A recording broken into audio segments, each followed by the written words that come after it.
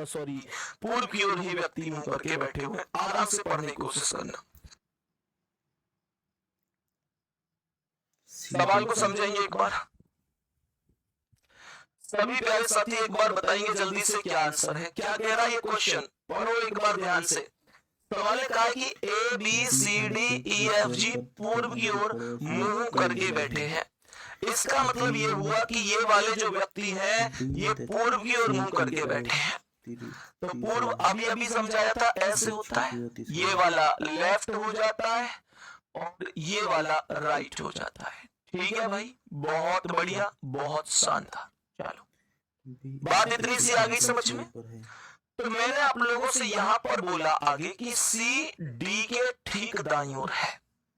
इसने बोला कि जो सी है ना वो डी के ठीक दाईं ओर है। अगर ये डी है तो डी के दाईं ओर, इसका मतलब भाई दाया नीचे होगा, तो सी जो है वो डी के ठीक दाईं ओर है। ये स्टेप सबको समझ में आया?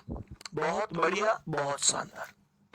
क्वेश्चन आगे कहता है कि बी अंतिम किसी छोर पर है तथा उसके पड़ोस में ई है। तो मुझे ये नहीं पता कि बी ऊपर वाले छोर पर आएगा या नीचे वाले छोर पर आएगा, लेकिन उसके पड़ोस में ई है ये मुझे पता है।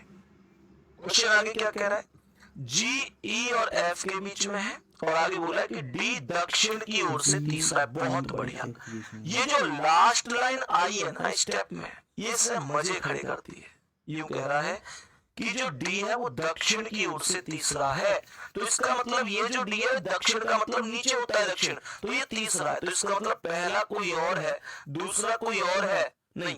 इसका मतलब ऐसे समझो, पहला कोई और है, दूसरे पर सी है और तीसरे पर डी आ जाएगा, तो मैं तभी तो कहूंगा दाईं ओर से दक्षिण की ओर से तीसरा, पहले पर कोई और, यानी सी के नीचे एक आदमी और आएगा, ऐसे कह रहा है।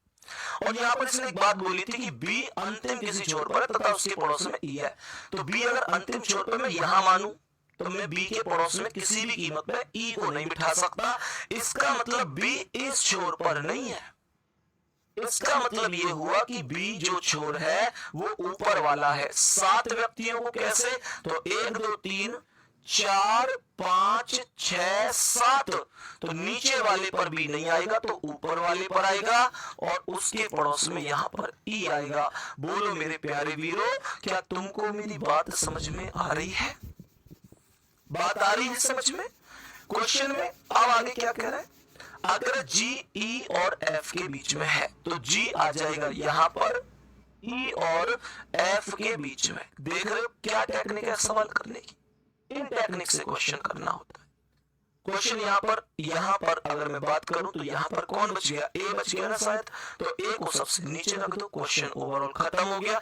निम्नलिखित में से कौन सा जोड़ा अंतिम सिरों पर बैठा है, तो भैया बी बैठा है और ए बैठा है, यही आंसर है। बोला ना अगर डायग्राम सही है तो तुम्हें 1% भी परेशान नहीं होना है, तुम्हारा क्वेश्चन भी सही होगा। सही है, तो जवाब हो जाएगा बी और ए करेक्ट आंसर है। मेरे प्यारे वीर चलो नेक्स्ट क्वेश्चन पे।